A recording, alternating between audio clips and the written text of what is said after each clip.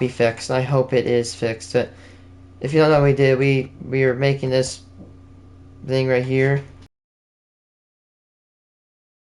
Or we did that. We did this. We did. Yeah.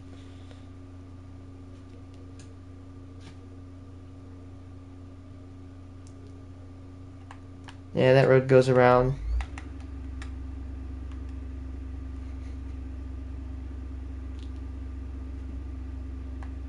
And yeah, that goes around there. And I put bricks. It shut off early this time. It glitched. I don't know what's going on. I hope it doesn't occur again. Really do.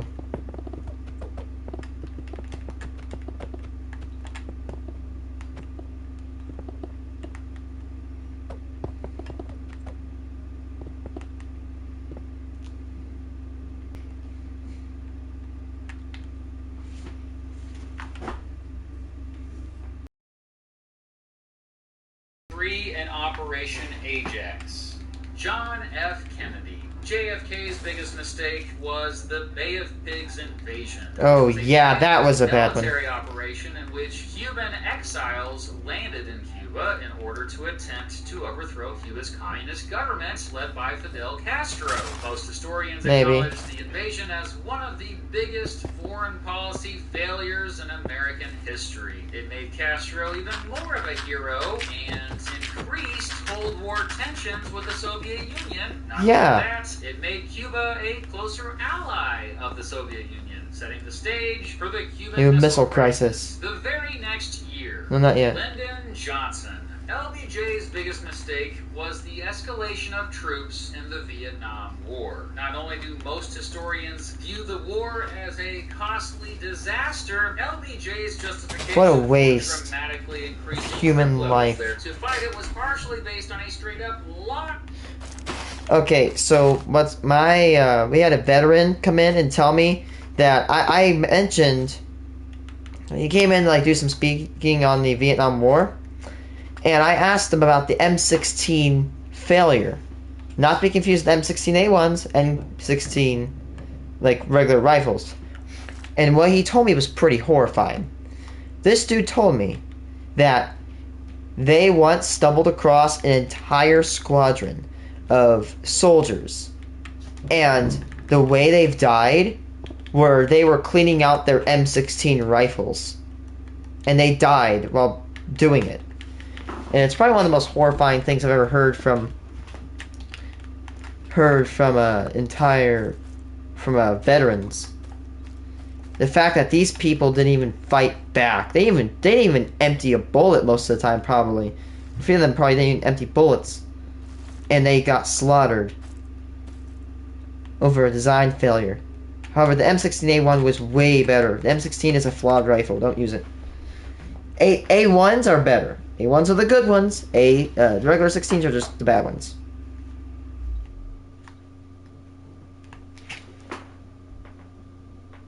Congress agreed to escalate troops there after the two attacks that together became known as the Gulf of Tonkin incident. As it turns out, American soldiers provoked the first attack, and the second attack, well, that never happened. LBJ and his administration completely lied about it. So ultimately, tens of thousands of American troops ended up dying based on this lie. Richard Nixon. What a garbage president. Watergate was Nixon's biggest mistake, or perhaps his secret bombing of Cambodia and Laos, as revealed in the Pentagon Papers. But I'd argue him starting the war on drugs was his biggest mistake. It was more than just words. America's public enemy number one in the United States is drug abuse. In order to fight and defeat this enemy, it is necessary to wage a new all-out offensive. Nixon created the Office of Drug Abuse Law Enforcement, which eventually morphed into the Drug Enforcement Administration, or DEA, who mostly went after non-violent drug offenders. Incarceration rates have skyrocketed ever since, with people of color disproportionately being arrested and convicted with harsher sentences than other groups, even though everybody uses drugs at the same rate. In fact, many argue Nixon's war on drugs was mostly racially motivated. Nixon signed the Controlled Substances Act, which criminalized drug abuse and said, without any evidence whatsoever, that marijuana and psilocybin were just as dangerous as heroin and more dangerous than cocaine. Ever since, people who have needed medical treatment have instead been sent to prison with violent offenders. According to some estimates, the United States has spent more than $1 trillion fighting the war on drugs. And the drugs won the war. By the way, drug use today is arguably as common as ever. Gerald Ford. Ford wasn't president long enough to do much damage, but I'd argue his biggest mistake was his support of the brutal Indonesian dictator Suharto and his invasion of East Timor from 1975 to 1976. It led to tens of thousands of civilians dying, and Ford gave Suharto the weapons that led to those deaths. Jimmy Carter. This one is easy, and Carter himself even later admitted that this was a big mistake on his part. How he handled the Iran hostage crisis, which I have a video about, of course. I'm always making videos and stuff. No matter what Carter seemed to do, whether it be economic pressure, diplomacy, or even sending in the military to try to rescue them, things just didn't go right to rescue those 63 American hostages. Ronald Reagan. Simply put, Reagan's biggest mistake might be something named after him. Reaganomics. Reaganomics is basically the economic policies popularized and associated with Reagan, but they're nothing new. You know, stuff like deregulation, tightening the money supply to fight inflation, and reducing the federal income tax and capital. Personally a fan of all that stuff, at least to a certain extent. However, Reaganomics took all that to the extreme, and many economists say that his policies dramatically reduced economic mobility, meaning ever since it's been much more difficult for Americans to get out of poverty. Economists also argue Reaganomics has led to a widening income gap. The rich getting richer and the poor getting poorer, basically. It also has definitely led to a general trend of the national debt spiraling out of control.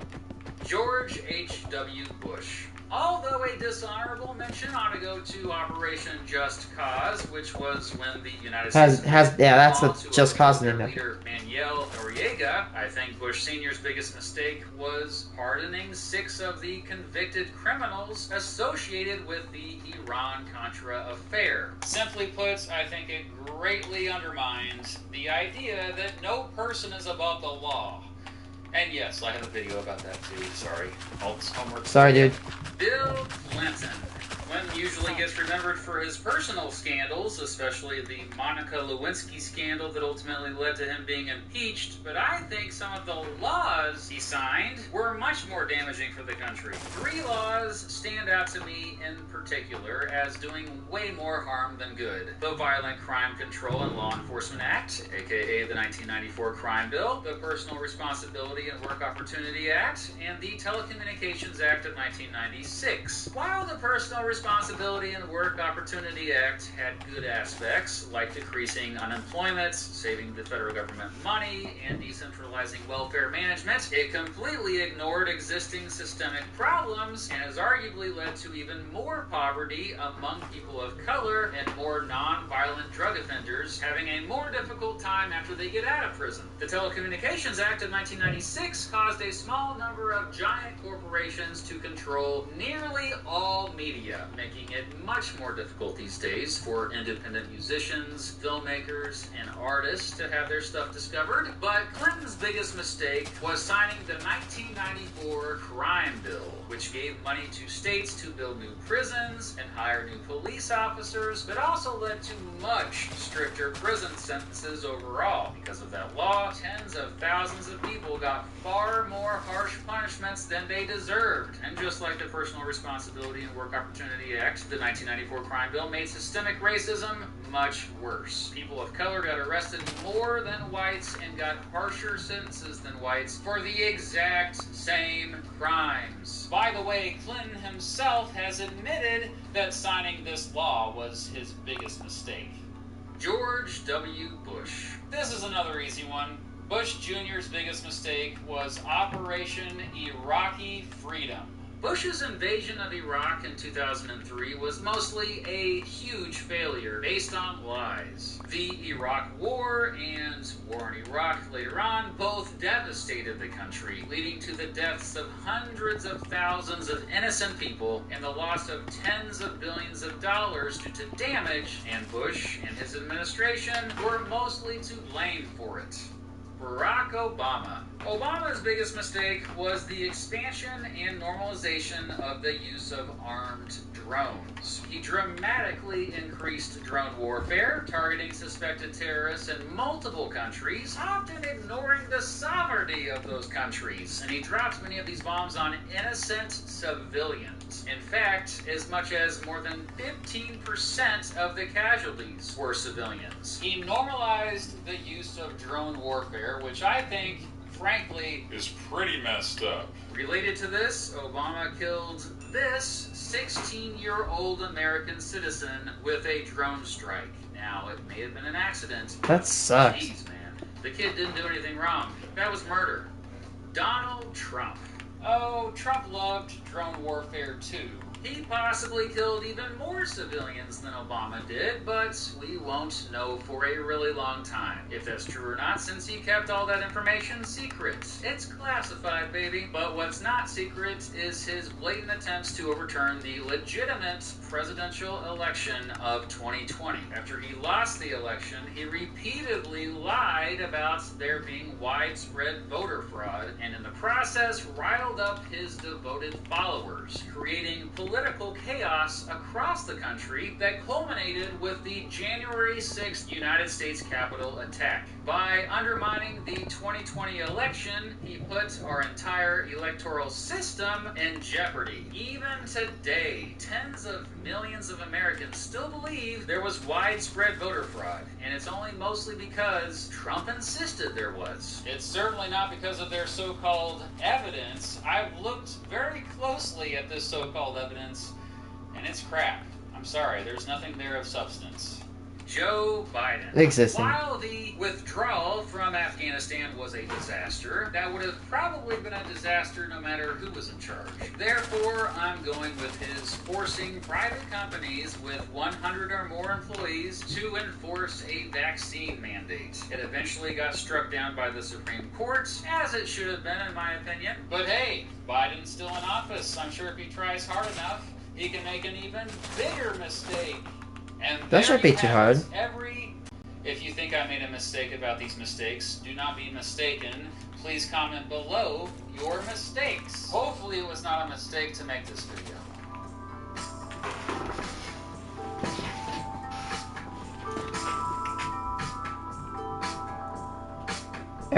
Now let's flip the switch, and now let's focus on the president's every president's biggest accomplishment. But by the third or fourth cup, your stomach might not feel so good. If that sounds like you.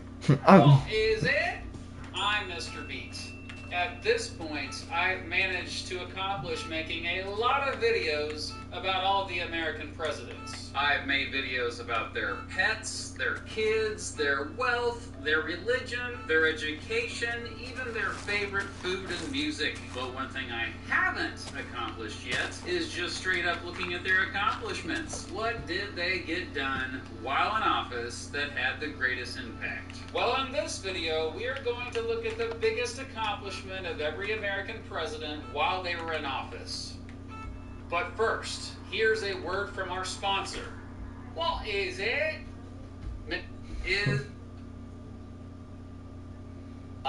You remember what this video is about? The biggest accomplishment of every American president while they were in office. But what does biggest accomplishment mean? Well, it basically just means the one thing they did while they were in office that had the greatest positive impact on the greatest number of people. And when I say, quote, greatest positive impact on the greatest number of people, I say it with my historian hat on, looking at all of American history. Now, it has to be something they accomplished while in office, so sorry, William Henry Harrison. Jeez, what am I gonna say for William Henry Harrison? Bruh. Oh yeah? Ah! What are you gonna say about Andrew Johnson? Oh, hey, Mr. Terry. What about What was that? what about George Nixon? Sorry, I thought you knew I was watching you. So what are you gonna say about Andrew Johnson? Oh, jeez. What am I gonna say for Andrew Johnson? Well, you'll all just have to find out, okay? Well, feel free to jump in if you disagree with me on any of these, okay? Are you sure? I kind of feel bad for interrupting you already. Oh, don't feel bad. I only peed my pants a little bit. Seriously, though, my audience would love to hear your expertise on this. So, right, audience? Eh? Right on. Let's do this. Here is the biggest accomplishment for every American president in history while they were in office, in my opinion. And in my opinion, too. Yes, of course, in our opinion. Curtain, please. Curtain. George Washington.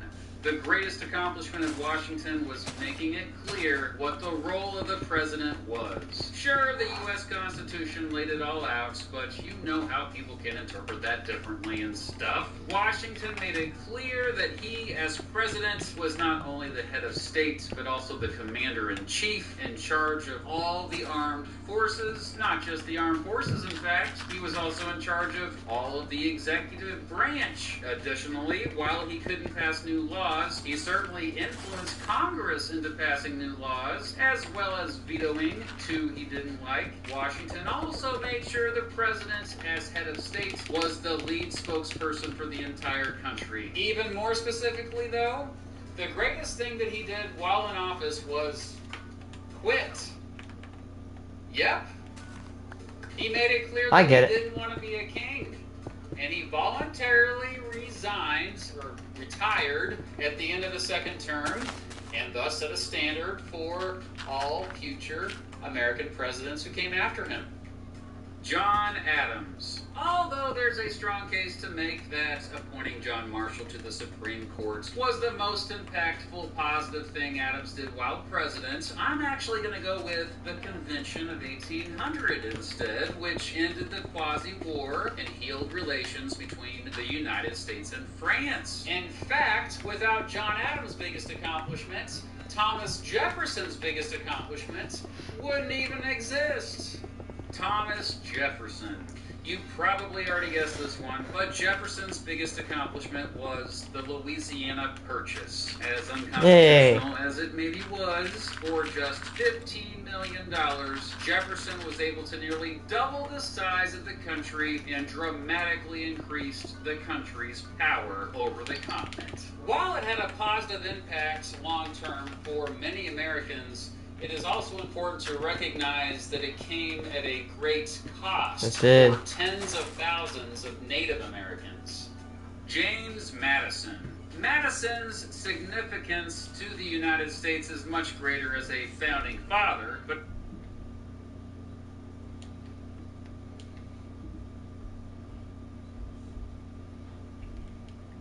didn't have that many accomplishments. Still, holding Great Britain back during the War of 1812 easily is his biggest accomplishment, in my opinion. The Americans were huge underdogs in that war, and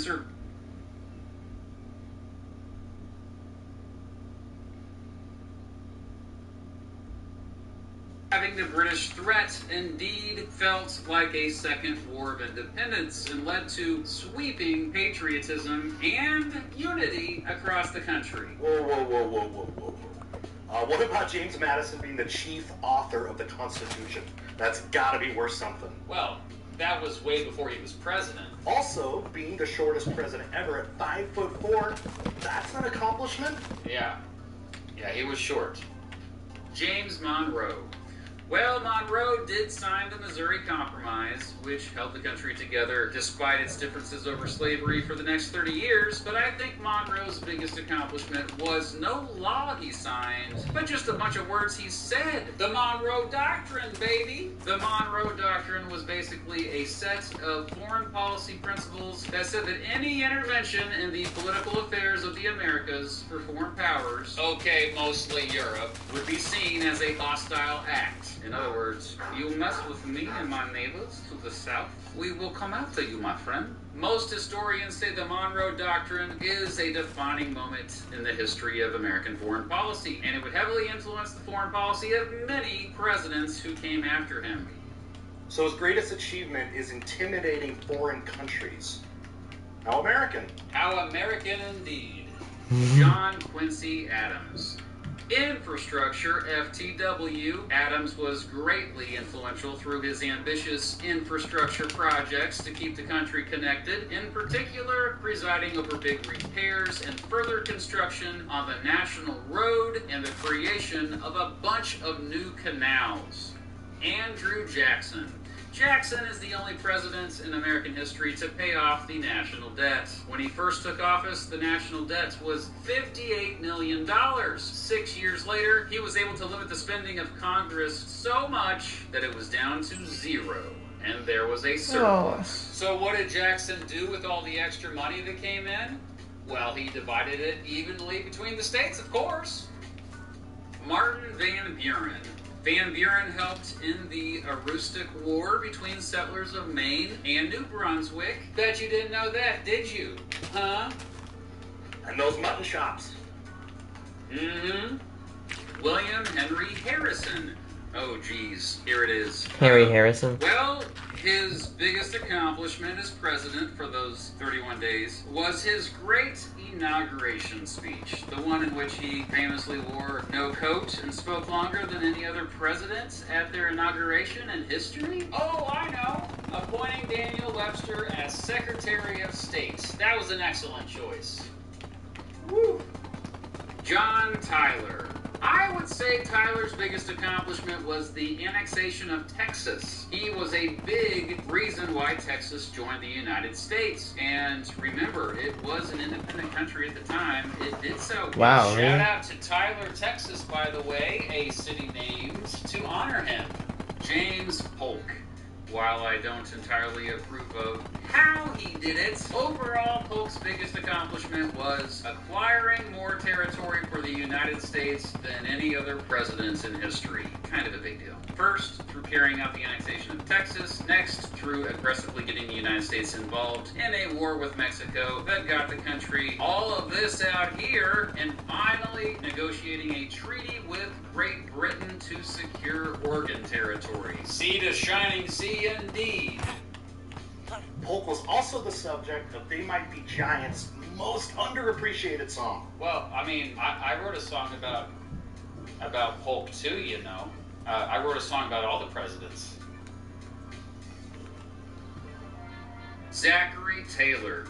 I would argue that Taylor's biggest accomplishment was making sure California would be admitted to the Union as a free state. Although he was a slave owner himself, he was against the expansion of slavery out west. And as more and more Southerners threatened to leave the Union over the issue of slavery, he increasingly sided with the anti-slavery Northerners during his presidency. Because of him, California skipped over becoming a federal territory because he knew otherwise Congress would just endlessly fight about whether or not slavery should be legal there.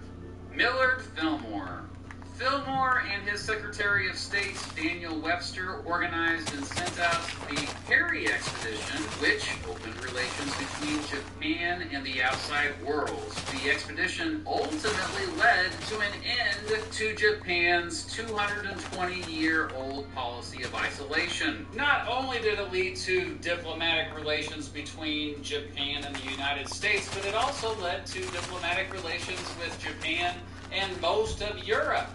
Franklin Pierce. How about the Gadsden Purchase? Why haven't you done any jokes about the Gadsden Purchase? Pierce arranged for it to be bought from Mexico for a fairly cheap price, and it provided a great strip of land to build a transcontinental railroad while also resolving border disputes that had been ongoing. You gotta be able to laugh at the Gadsden Purchase. I mean, that's what life's all about. Maybe that's what your life's about, but I don't see what's so funny about a 150-year-old land treaty. Just look at all the comedic possibilities. I mean, you got Franklin Pierce, hello, James Gadsden, not to mention topographical issues regarding the construction of the Transcontinental Railroad. I mean, the jokes practically write themselves. Today, 1.8 million Americans live in that area, and it remains an important part of the country. Although I must give a shout out to Pierce for aggressively lowering tariffs and thus lowering the cost of doing business and making stuff cheaper for consumers. James Buchanan. There weren't many accomplishments, but I think Buchanan's biggest was establishing more federal control over Utah territory in what became known as the Utah War. I still think Brigham Young was the worst governor in American history, and it was ultimately a good thing that Buchanan got him out of there. And Buchanan was the only president not to be married. Huh. That's gotta be an accomplishment, right? That's definitely an accomplishment. I love Mrs. B. Abraham Lincoln. Keeping the country together? Hello? In addition to preserving the Union with his leadership during the Civil War, I'd say Lincoln's biggest accomplishment was ending slavery. First, with his Emancipation Proclamation, and second, with everything he was able to do behind the scenes to get the 13th Amendment passed, as seen in the wonderful film named The 13th Amendment. Lincoln. Hey, Lincoln also accomplished being the tallest president at 6'4". My God. Oh, and he's in the Wrestling Hall of Fame. Fun Lincoln fact. was 6 foot. Man. Johnson. Oh yeah, right. Forgot he was unnaturally tall. Johnson's presidency either, but I suppose give him credit for the purchase of Alaska from Russia. In my opinion, it was another great bargain that benefited the United States long term. Ulysses Grant. Grant actually had quite a bit of accomplishments while he was president, but I say his efforts to help African Americans remain at the top. His push for the passing of the 15th Amendment, his signing of the Civil Rights Act of 1875, and his success hunting down and prosecuting members of the KKK during Reconstruction make him one of the strongest allies of African Americans during the 1800s. Rutherford Hayes. Hayes' biggest accomplishment was getting the ball rolling with civil service reform. Instead of giving federal jobs to his political supporters, he had a policy of giving them jobs based on whether or not they were, wait for it now, qualified. And when Congress was slow to act on civil service reform, Hayes issued an executive order that prohibited federal office holders from having to make campaign contributions in order to work in the federal government. James Garfield. He was only in office for a few months, but still, he took what Hayes did with civil service reform and cranked it up to 11. Even though it became a law after his assassination, I'd argue the Pendleton Civil Service Reform Act was mostly because of him. Chester Arthur. Arthur is a big reason why the United States Navy became a lot stronger. Since the Civil War, American naval power had dramatically declined. But Arthur almost single-handedly reversed that trend. Grover Cleveland. I think Cleveland's biggest accomplishment was related to not what he did do, but what he didn't do. He weakened the power of the presidency. I think that's a good thing. Time and time again throughout his presidency, when many called for him to act, he essentially responded by saying the Constitution didn't allow him to do so. As commander-in-chief, when imperialists wanted him to take over Hawaii and Cuba, he resisted. I think this constraint is noble, and you just don't see it with very many American presidents. Benjamin Harrison.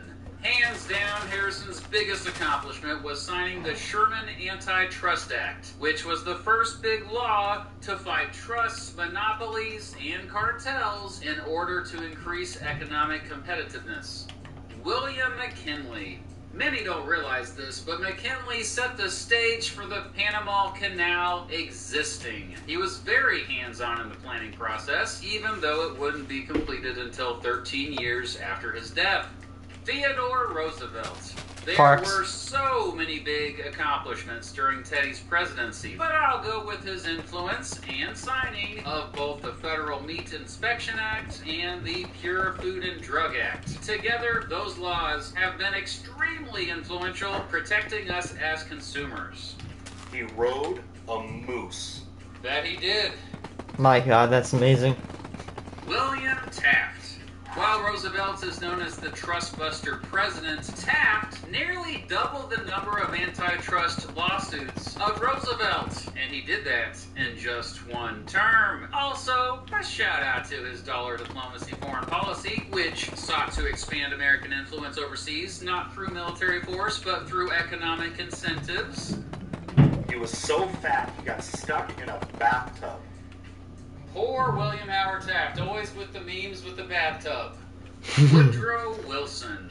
I'm a big fan of Wilson's 14 points, a list of principles he created to influence peace negotiations at the end of World War I. They promoted stuff like free trade, open agreements, democracy around the world, and something known as self-determination, which means people around the world ought to determine who rules over them. Basically, Wilson promoting self-determination was him strongly rejecting imperialism. Yeah, sure. Even though some folks laughed at Wilson's 14 points at the time, calling them too, quote, idealistic, today they are mainstream ideals, which ultimately are a big reason why the United Nations exists. All right. Real talk here. Woodrow Wilson's 14 points were a very good set of ideas. And if more of them had actually gotten into the Treaty of Versailles, maybe no World War II. Warren Harding. Harding signed the Budget and Accounting Act of 1921, which created the country's first formal budgeting process and put the president in charge of budget planning. I'm sorry, Harding, that was kind of boring for you. Calvin Coolidge. I think Coolidge's biggest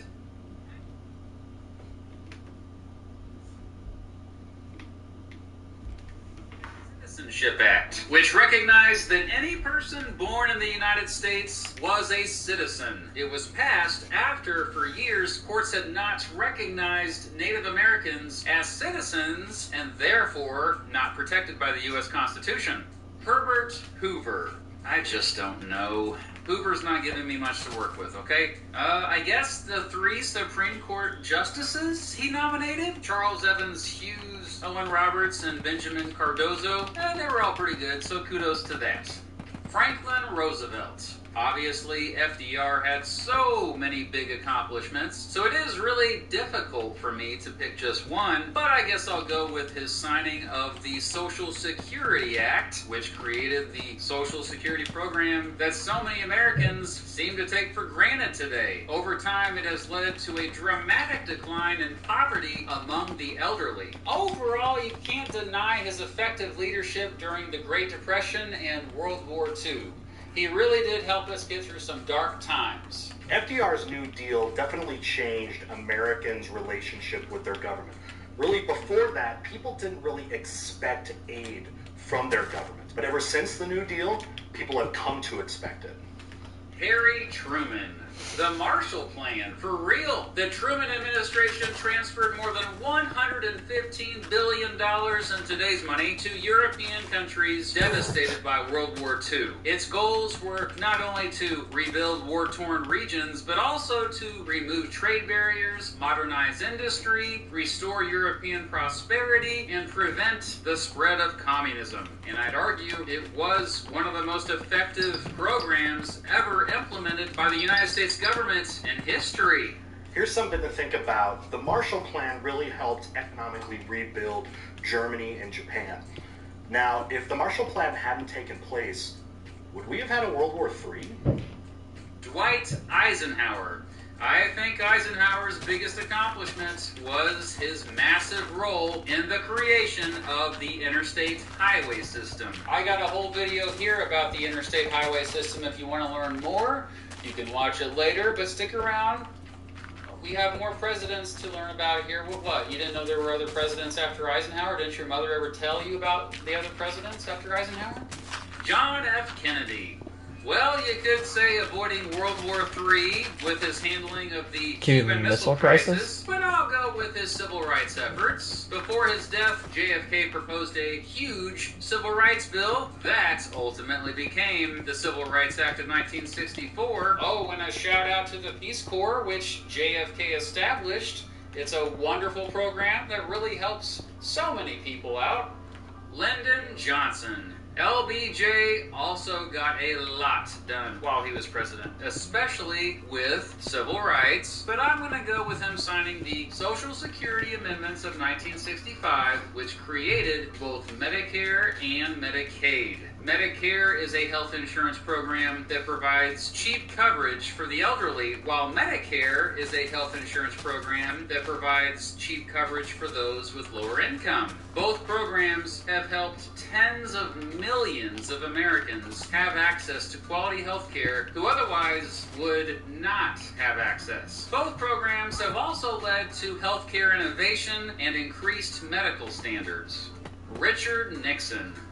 Nixon's policy of détente, or a more flexible policy of negotiation to ease relations with both the Soviet Union and China during the Cold War, was brilliant. I actually think it was the most effective thing any president had done up to that point to set the stage for the Cold War coming to an end. Also, did you know that all the moon landings happened when Nixon was in office? I always forget about that. Now, whether you like the way it ended or not, it is notable that America's involvement in Vietnam ended under Nixon.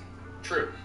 Gerald Ford. How about the Privacy Act of 1974? Ford signed that. It's one of the few laws in American history that even attempts to protect the personal records of Americans from being exploited by the government. Jimmy Carter. I'd say the biggest accomplishment of Carter while he was president is something usually attributed to his successor, Ronald Reagan, the deregulation of several industries. With Carter signing of the Airline Deregulation Act, the Motor Carrier Act, the Staggers Rail Act, It's halfway open. Oh my god. That's just not comfortable to me.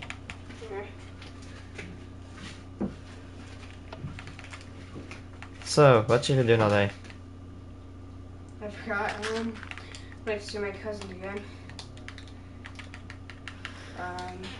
My mom's sisters.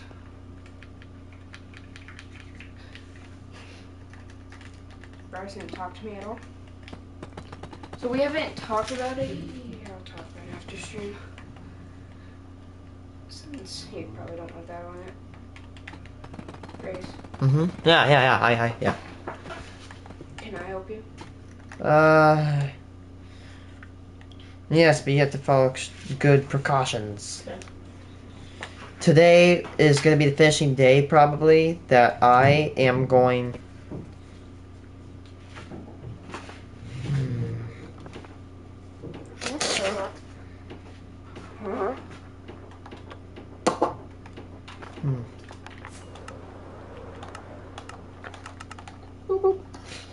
Make sure you sign pick block.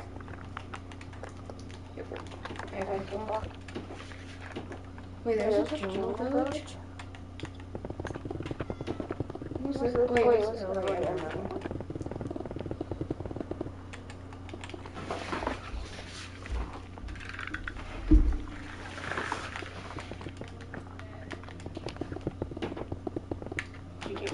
You can place blocks here. I guess. I finished the floor of my temple in the world.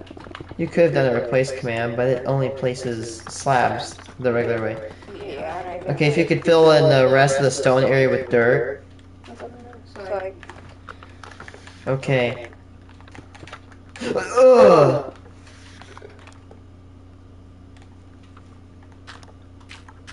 like that. Mm-hmm.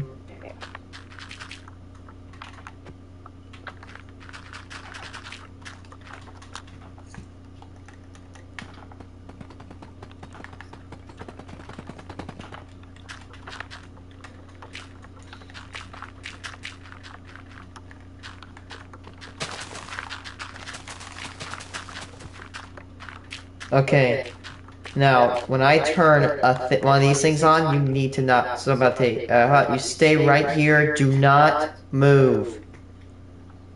If you move, you could devastate a lot of things. In fact, instead of having to copy paste those little things, now if you just stand there, you're actually helping a ton because then as long as you're right there and you're loading that chunk and you're loading that little thing, my reach of this is infinite.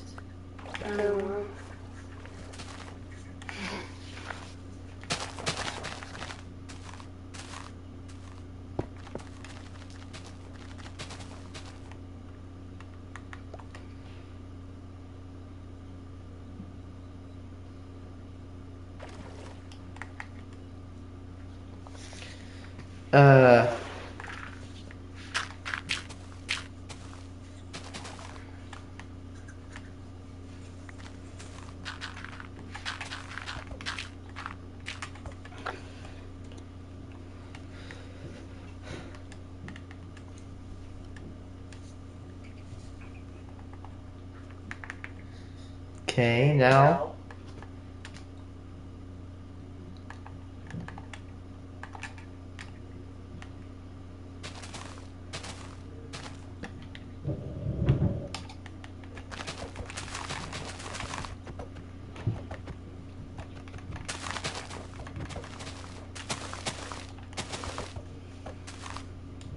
Get out of my way.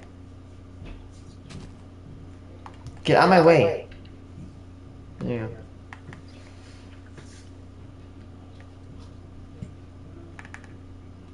Alright, disable it. And we're safe. But actually, don't move a second. Don't move.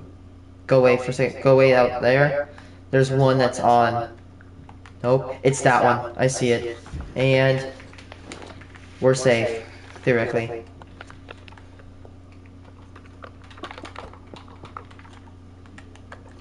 I would have you replace the stone with grass, but you don't need to. We can just do that with commands. Yeah, we don't have to do that. Don't do it. Actually, I'm pretty fast at doing this stuff. what? I'm pretty fast at moving blocks in different blocks. Well, I'm faster. Here, don't replace them. Actually, okay, so I'm gonna put. This guy built this 5 blocks high right here.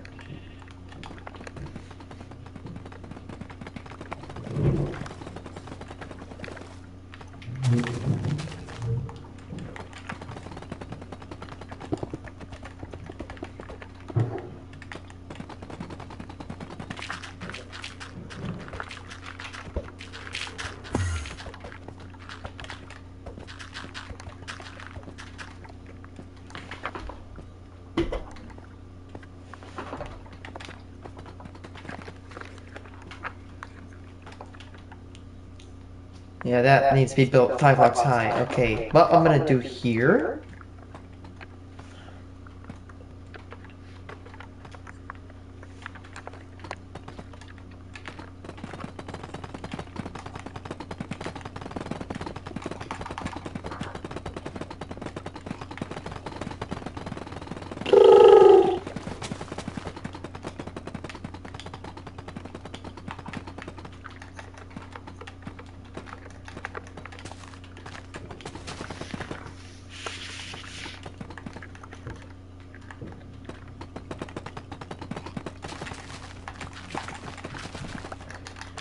Keep going, keep going.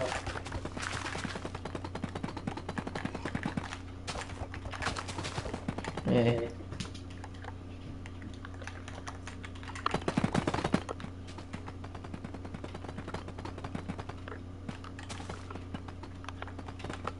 Stupid trees.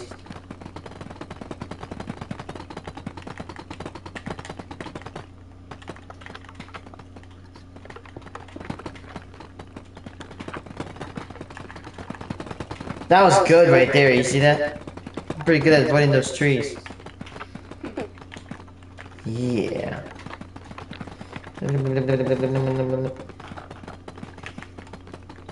Listen, Village, I'm sorry, we're gonna have to vindicate these people.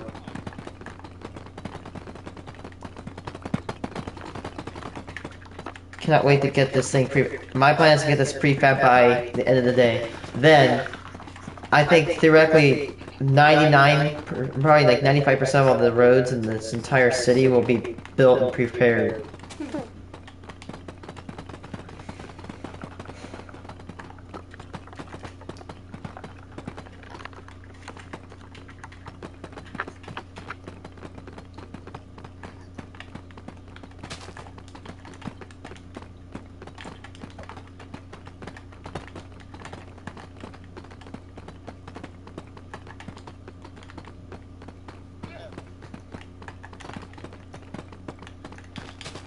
We're getting kicked in trouble by one of the staff people.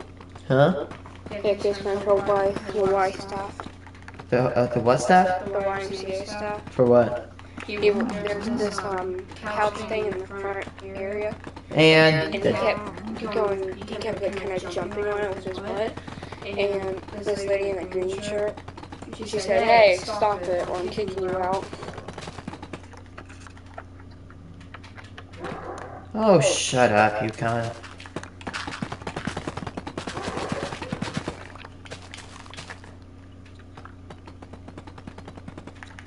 And oh god, this place is about to be freaking. Here, I fill the gaps right here. Like, if you could like take out all this and then don't hollow it, but like fill in like that. You know what? Screw this. Be right back. Come on. Oops. And if you could remove. So you need to take your FOV and just expand it out.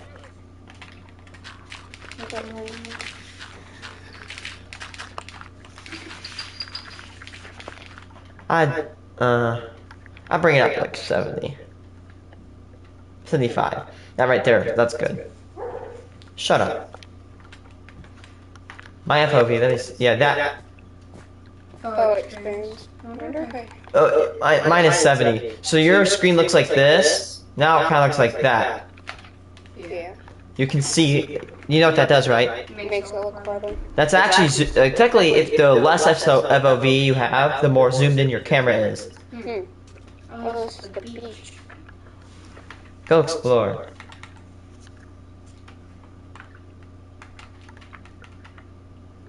You didn't use, what's it called? String in that. What? Say you didn't use string. Yep. Nope. You know what I used? What? I used void blocks, or Oh. I thought it was something else. These are horses. How did I find these? See, look, these are called structure voids. You can build things on top. Like, watch this. You can make some pretty trippy builds with this. These act like blocks, but see?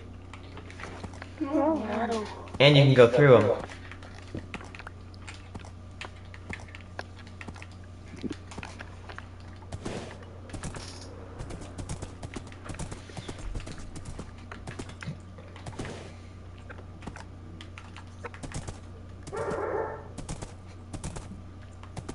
Oh shit, dude. Is this a parking garage? Underground parking for civilians.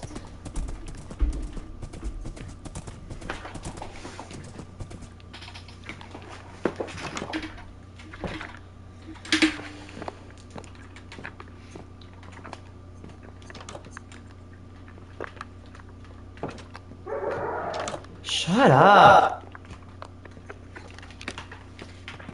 Did you leave the door open?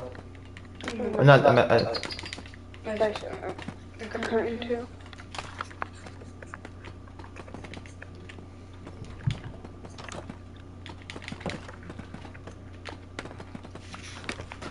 what about building you're at? Oh, is the Mineral Company building, or no, it's not, it's the... It's the one with the trees in the bottom.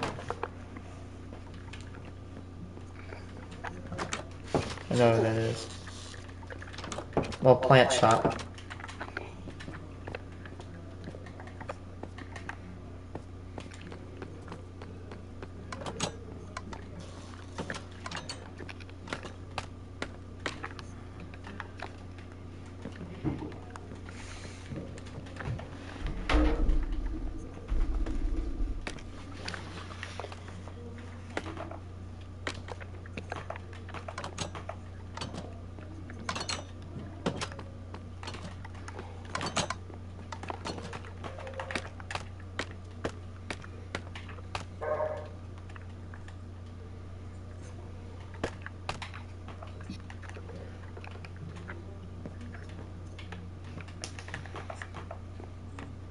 You're supposed to get out of these.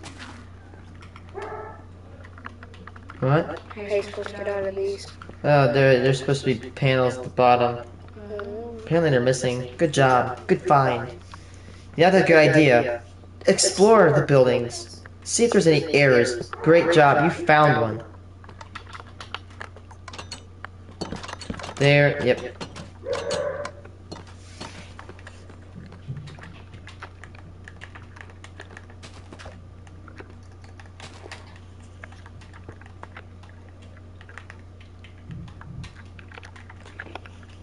Here, I'm gonna teleport you here in a second.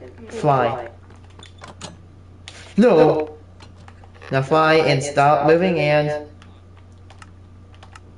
Watch this. Boom. And stay. Good boy.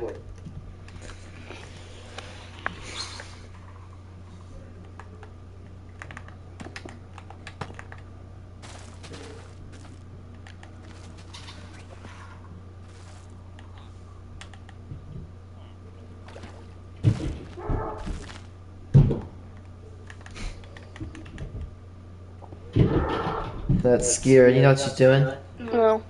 You know, like she gets on the ground. Yeah. She goes like that. She's doing it when you hear that thunk. Yeah. That's what you're hearing. Mm-hmm. She's challenging him. Where'd you get the Hawkins High t-shirt from? I got for Christmas. My mom is thinking about getting rid of Netflix for this thing called Seal something. What? See? Yeah, my mom's thinking about getting rid of Netflix for this like streaming thing called Seal streaming.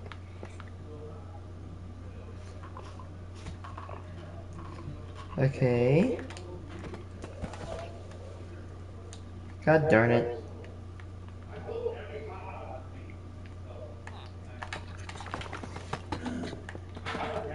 Oh, great.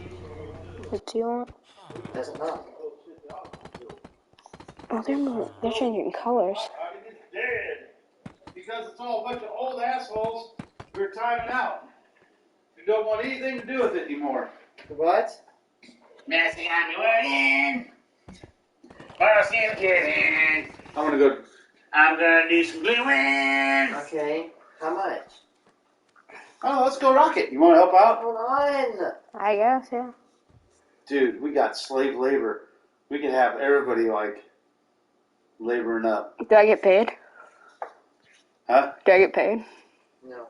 Nah. Okay, that's fine. But you might be part of the coolest video, one of the time-lapse videos ever.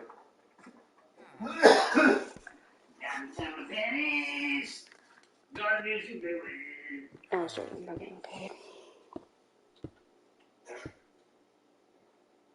I was joking about getting paid.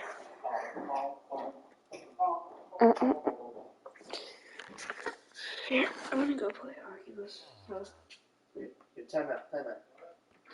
They time out the connection. I don't know why I said time out the connection. No, I'm talking, just leave. Oh. Oh.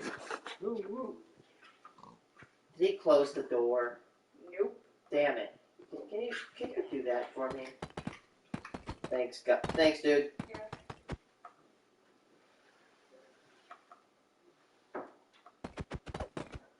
So why is the restaurant closed? You said that's like the boss. Someone's Oh, surgery on their son. What's wrong with the son? Eye problems. Mr. Beast.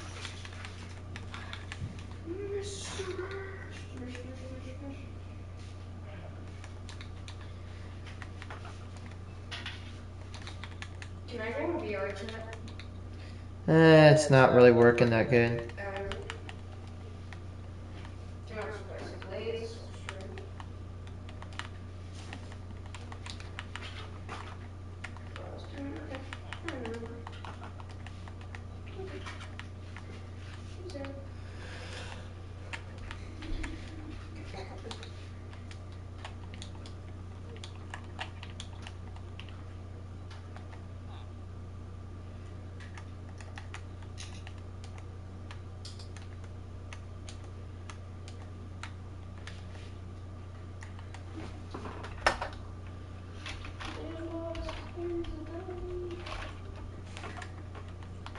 Well, we were behind Matt on the way back from our cousins.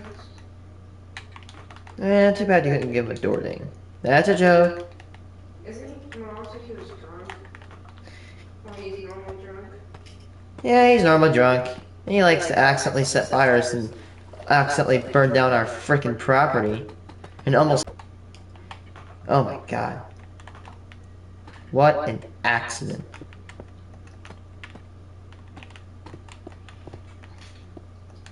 Oh, I want to say something so bad after you said that. I'll say it later.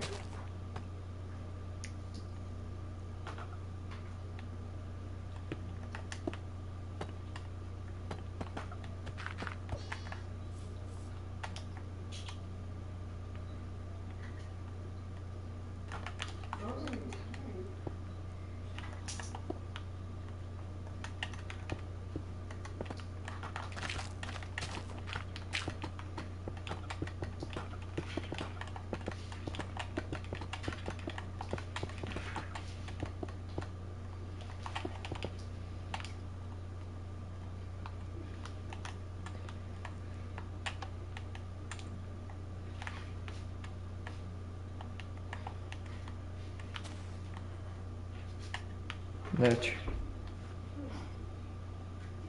trying to watch that video. Monetary Institutions Deregulation and Monetary Control Act, he helped make markets become more competitive than arguably most presidents before him. Say what? Ronald Reagan.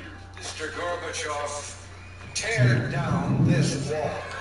Reagan's biggest accomplishment was convincing the world that the Soviet Union was a failed state, and he indeed was a big influence on the fall of the Soviet Union. You can't deny that. His relationship with the Soviet leader, Mikhail Gorbachev, was particularly an instrumental part of this. George H.W. Bush. Although you could say the Gulf War was quite a smashing success as far as wars go, I hate to say a war is his biggest accomplishment. So, I'll go with Bush's signing of the Americans with Disabilities Act in 1990, which has led to dramatic improvements regarding access and accommodations to public services and facilities for those with disabilities. This is another law we greatly take for granted today. Bill Clinton. Well, let's keep the laws we take for granted today theme going here with the Family and Medical Leave Act of 1993. Bill Clinton signed that. Well, he did. It makes it so that employers have to provide employees with job-protected, unpaid leave for certain medical and family reasons. In other words, you can't get fired for taking time off to take care of your sick mother, for example. George W. Bush. As many mistakes as Bush Jr. made throughout his presidency, I've never denied that he was a good leader. He was. So his biggest accomplishment? Keeping the country united, determined, focused, and even hopeful after the horrific 9/11 attacks. Sure, things went chaotic and divisive once he made the decision to invade Iraq, but before that, Bush's leadership regarding going after suspected terrorists around the world was phenomenal. Barack Obama. Obamacare, duh. Obama spearheaded and signed a law named after him, but also known as the Affordable Care Act, which dramatically increased the amount of Americans who had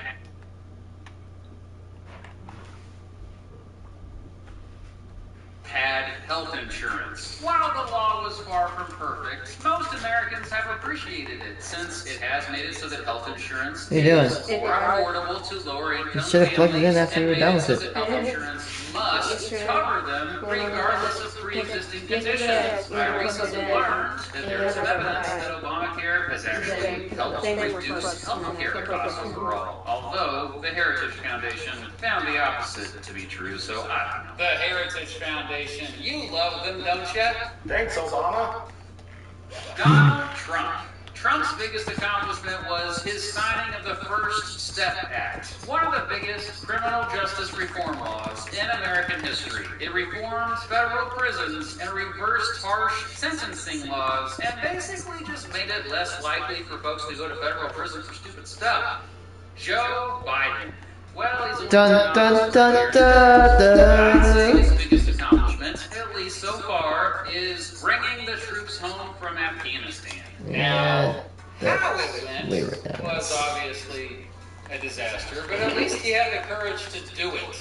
Remember, though, it's extremely difficult to not be biased one way or the other regarding whoever the current president in office is. And I'm sure one day my opinion will change, of course. So there it is. There was the biggest accomplishment of every American president while they were in office. Thanks to Mr. Terry for hopping in from time to time in this video, and make sure you subscribe to this channel if you haven't already. It was nice to have him disagree with me on some of these. I enjoy it when people disagree with me. It gives me an opportunity to change my... 10 most hated failed sodas.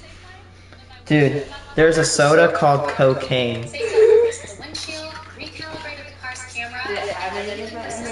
No. Speaking of, I'm about 1,000 miles off from having to change my oil and do maintenance on my car. Hey look, it's the... Oh, they're making another Diablo game? What's Diablo? Oh, it's a pay-to-win game. PTW. PTW. Is that Xbox? Yeah, that's Xbox. A multitude of hated soda flavors. 3, Oh, yeah. 4, 5, 6, 7, 8. Flavors like Mountain Dew meets spicy Cheetos. And Pepsi the marshmallow. 95. Why is his profile so cute? Oh, join. Oh, it's a joint thing, yeah. 10 most hated or failed sodas. And if you do happen to like any of the drinks in this video, please don't take my rip at your heart. It's just my silly personal opinion. I'm certainly not criticizing you for liking them. There's no accounting for taste. As long as you're not hurting anyone, you enjoy whatever you like. Anyway, let's begin. It was the Rogers Cranberry. We'll be on number 10. Mountain Dew. Flaming hot.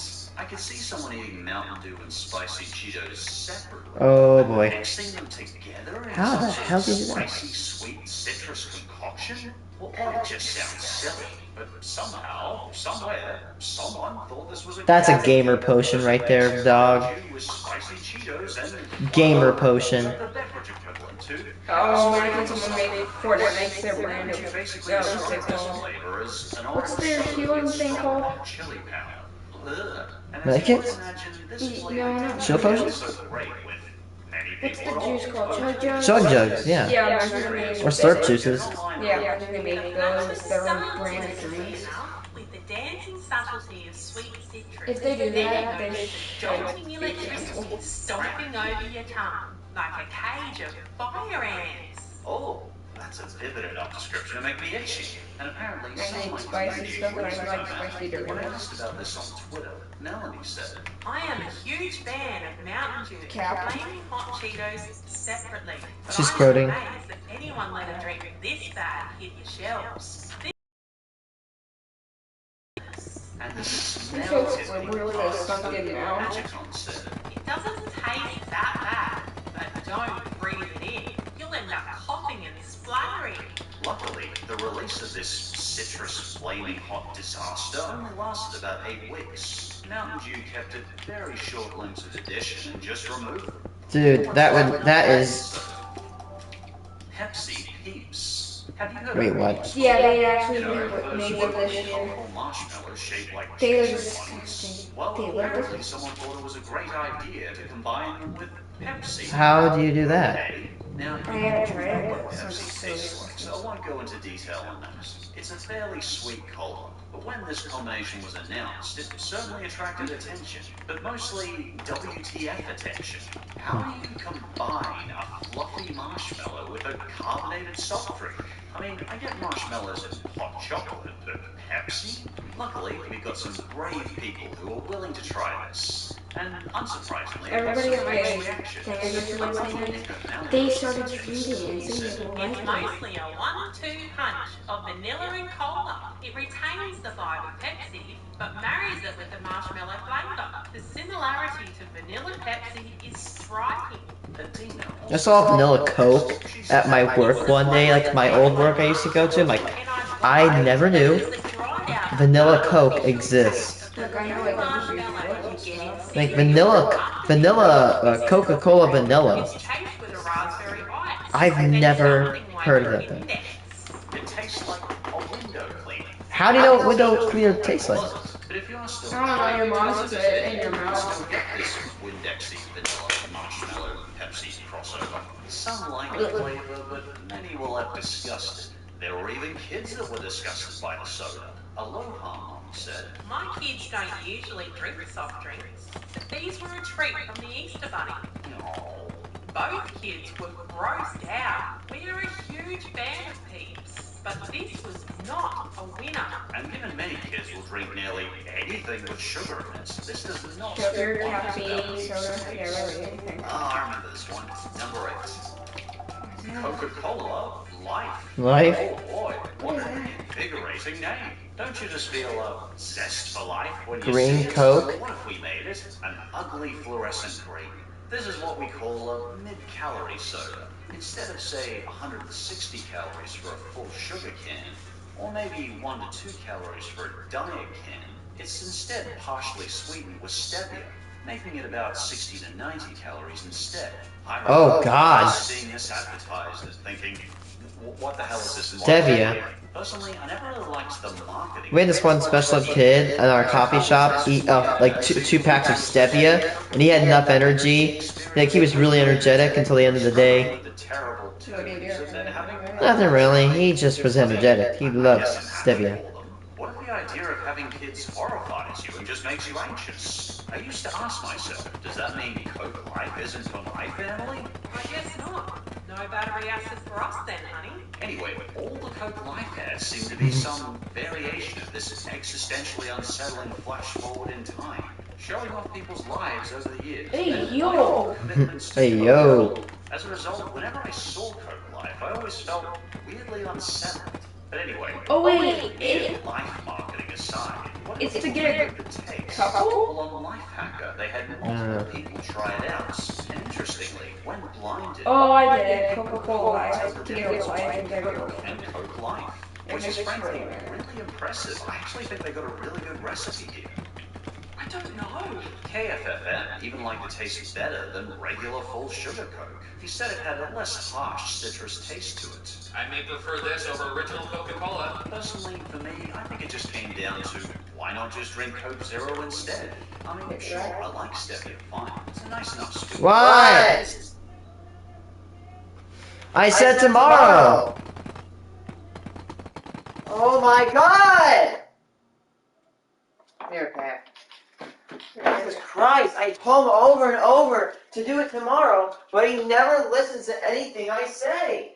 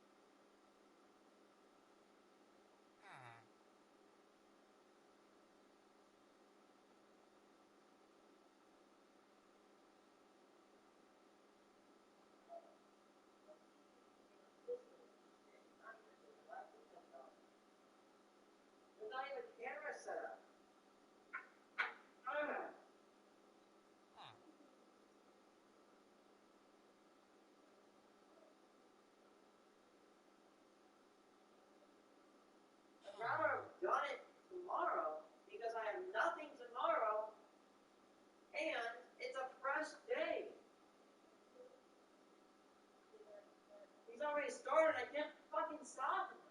I hate it. He's annoying. Everything I tell him, he never listens. And when I have a good idea, he shuts it down. My voice is silent to him. God damn it. Fine.